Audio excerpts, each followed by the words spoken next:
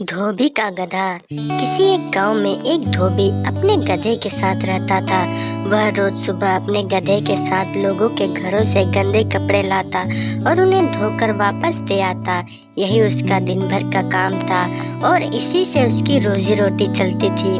गधा कई सालों से धोबी के साथ काम कर रहा था और समय के साथ साथ अब वह बूढ़ा हो गया था।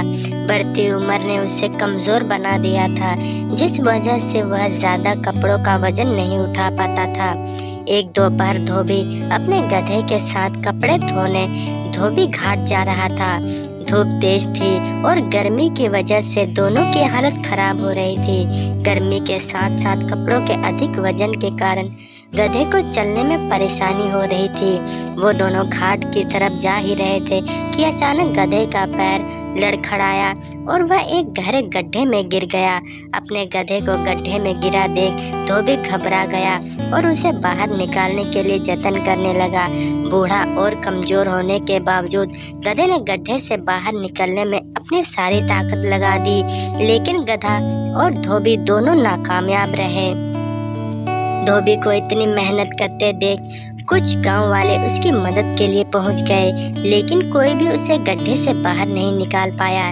तब गांव वालों ने धोबी से कहा कि गधा अब बूढ़ा हो गया है, इसलिए समझदारी इसी में है कि गड्ढे में मिट्टी डालकर उसे यहीं दफना दिया जाए। थोड़ा मना करने के बाद धोबी भी इस बात के लिए राजी हो गया। गांव वालों ने फावड़े की मदद से गड्ढे में मिट्टी डालना शुरू कर दिया। जैसे ही गधे को समझ आया कि उसके साथ क्या हो रहा है, तो वह बहुत दुखी हुआ और उसकी आंखों से आंसू निकलने लगे।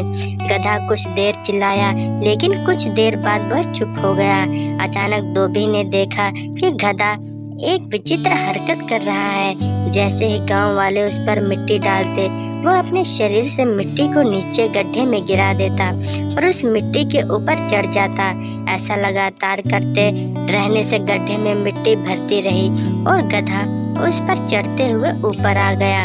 अपने गधे की इस चतुराई को देखकर धोबी की आंखों में खुशी की आंसू आ गए और उसने गधे को गले से लगा लिया। कहानी से सीख। बच्चों, धोबी का गधा कहानी से हमें यह सीख मिलती है कि मुश्किल से मुश्किल परिस्थिति में भी आप अपनी बुद्धि का प्रयोग कर कठिनाइयों को पार कर सकते हैं। दोस्तों, ये वीडियो आपको अच्छी लगी हो, इस कहानी से कुछ सीखने को मिला हो, तो इस वीडियो को एक लाइक और चैनल पर नए हो तो चैनल को सब्सक्राइब करना मत भूलिएगा।